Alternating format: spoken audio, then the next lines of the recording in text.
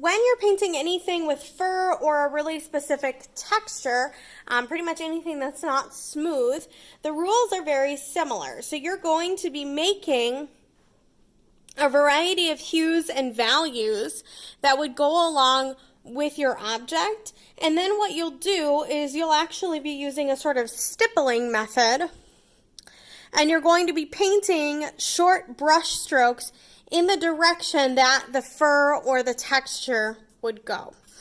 So the first step is going to be, if you're creating fur, is going to be to make a sort of brown color. So I'm actually going to start with all three primaries, and I'm going to start with yellow here. Remember that all three primaries make brown, and you start with yellow because it's the lightest one and it's easiest to mix from the lightest to the darkest. Now this is a pretty good tan. Now because stippling does require that you pre-mix a lot of your colors, I'm going to pull over another kind of area. I'm adding blue and black to my other swatch to make a darker brown so that I can use it in my texture. So that's making me a much darker brown. Then to go lighter, I'm going to make more. I added more yellow to this one because yellow can oftentimes make something lighter without adding white. So this one has more yellow. And then to make my light brown, I'm going to add a little bit of white to a separate part here.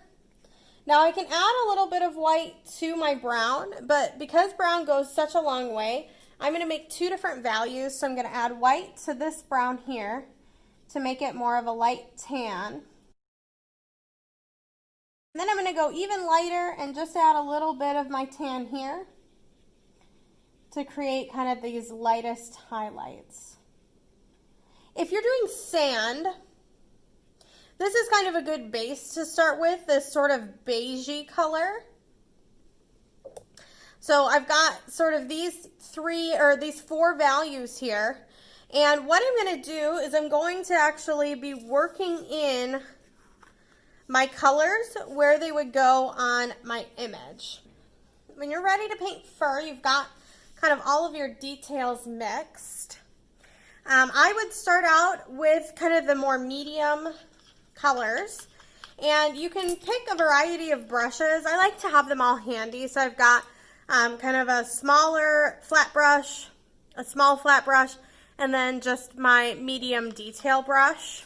So I'm going to actually start with my medium flat brush here, and I'm going to start kind of right under the cat's collar. And the paint I'm going to start with is my sort of medium brown that I mixed here. And I'm not just going to paint it smoothly, I'm actually going to start stippling it in. So I'm looking at the direction that the cat's fur goes, and all of my paintbrush lines and whatnot kind of go in that direction. If you want to get it to be a little bit more smooth, you can add a teeny bit of water. You can also use the side of your brush to get finer details and finer brush strokes.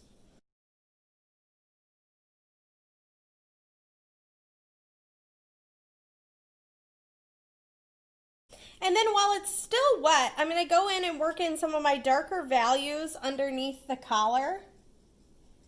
And as I'm stippling or kind of putting the hair and the fur dimension in here, it's going to be mixing a little bit with what's underneath. So it's already kind of sort of blending my values out. And then I notice that it does get a little bit lighter around here. So I'm going to go in now with my lighter values.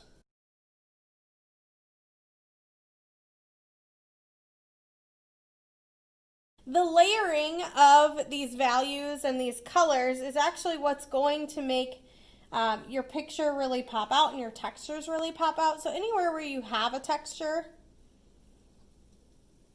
you're going to want to kind of put that texture in here.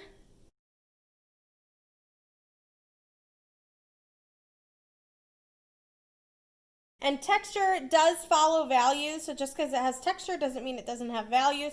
You should still be paying attention to those values as you work in your texture here. If I were to have something with more curly hair, I could look here. So if I'm always following the direction of the fur or the hair or the texture. If it were like a sort of wood grain, I would follow the wood grain.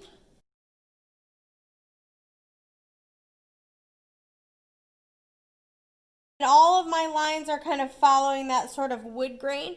The dry brush technique works really well for texture as well.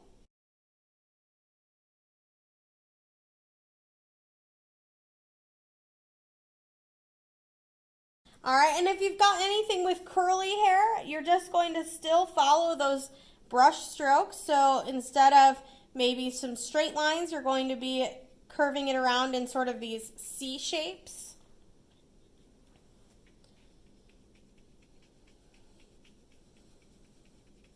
And you can use a variety of brushes. You're going to probably want to try them out and just kind of see where they're going. And you'll work in all of these different values that you've made so that you can have a more dimensional piece. And then this would, if I kept going, would eventually look like this. So fur and shading and all of those things and texture all follows what you're doing. If you're doing something like sand, you might start by just stippling. And the stippling itself already gives you a little bit of texture. And then wherever you've got darker areas, you'll start stippling in some darker values. But anywhere you've got texture, you're going to want to make sure that you're putting in a texture and following the values. So you're following the values here, paying attention to where it goes dark and where it goes light. Using a variety of colors to show dimension and color variation, and you can get some really cool effects with that texture. Here are some great examples of students who use texture. You can see texture in the fur of the bee and also in the pollen on its head. And then in this one, she used texture beautifully in the fur and incorporating all the different colors and the directional lines. And in this one, it's a much softer texture with the cat's fur, really softly, but you can still see the texture.